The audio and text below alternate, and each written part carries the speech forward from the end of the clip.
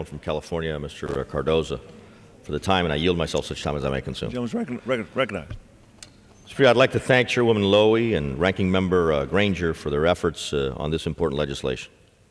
This bill provides almost $50 billion in funding for a number of U.S. government programs and activities, including the State Department, the U.S. Agency for International Development, foreign economic and military assistance, contributions to international organizations, and international broadcasting programs.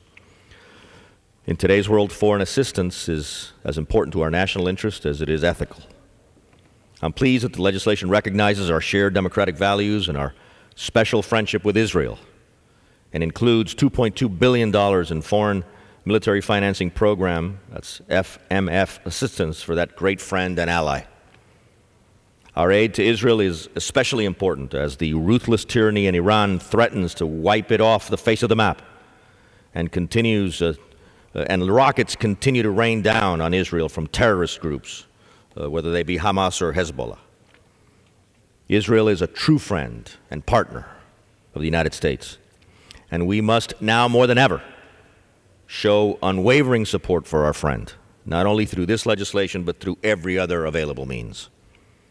I'm deeply concerned about the funding provided in this legislation to the United Nations Relief and Works Agency, without determining that the agency does not have members of Hamas on its payroll. UN agencies such as that, for example, such as the so-called Human Rights Council, a club of tyrannies, do not deserve American taxpayer support, just like the useless embarrassment that is the Organization of American States. Now, there's some good things, very good things in this legislation.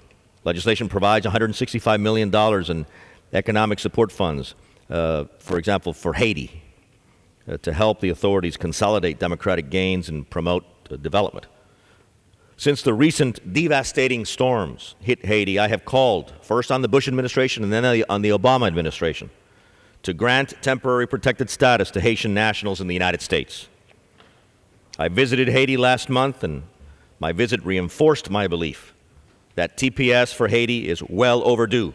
Again, I call on the Obama administration to finally grant TPS for Haitians. The Obama administration needs to stop dragging its feet on this important issue. I wish to thank the Appropriations Committee for the $20 million in economic support funds for pro-democracy activities in Cuba in this bill. Those funds will support efforts for a transition to democracy and freedom in that Western Hemisphere, the only totalitarian dictatorship in the Western Hemisphere, through support for dissidents, human rights activists, independent librarians, and others who risk their lives each day struggling for freedom in that enslaved island.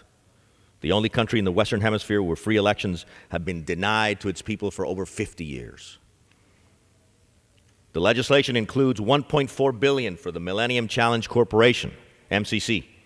Assistance to foreign nations from that MCC is linked to greater responsibility from those nations.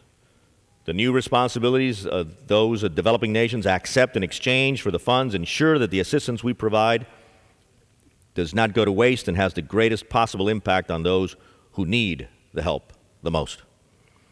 I've been a longtime supporter of the MCC. But last year I learned that one recipient country may not be keeping up their end of the bargain. APR Energy, a Florida company, has an ongoing contract dispute with Tanzania, which I understand Tanzania has failed to resolve. I urge the Tanzanian government to comply with both the contract with APR Energy and their MCC compact and expeditiously resolve the dispute with APR Energy pursuant to the law and the utmost transparency.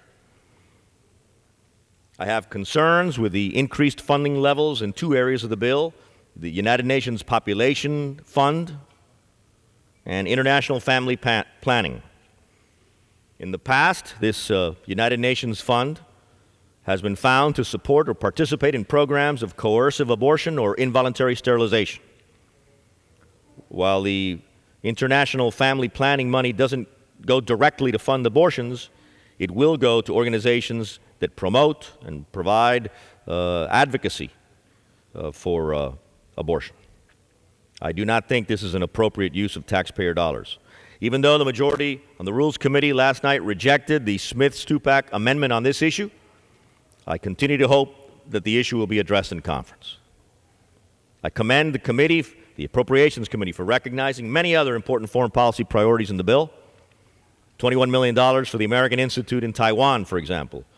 Over $740 million for broadcasting through such important media outlets as the Voice of America and Radio Free Europe and Radio Liberty, and for Radio and Television Marti.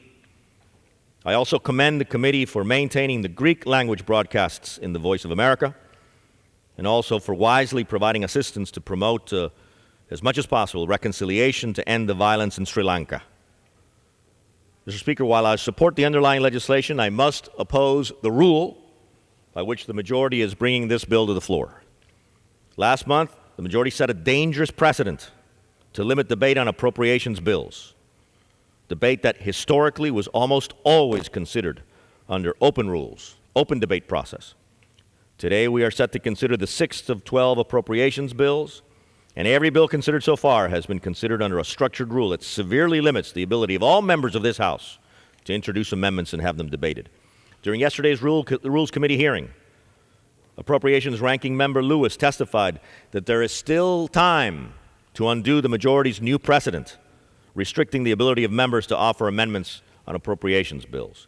He asked the majority to reconsider the use of structured rules on appropriations bills, to return to regular order, to historical order, to the tradition of an open debate process on appropriations bills. He even offered his services to persuade members to not offer dilatory amendments, which would hamper the ability of Congress to complete its appropriations work on time.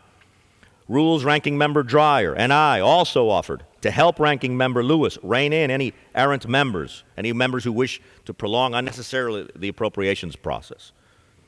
I really hoped that the majority on the Rules Committee would heed Mr. Lewis's thoughtful suggestion and accept his offer to help move the process along if an open debate process was returned to.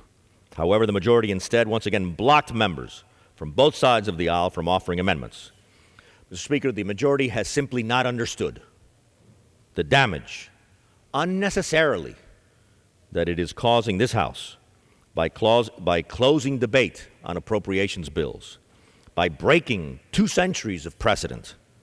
How myopic, how sad. We reserve. Gentleman reserves. Gentleman from California.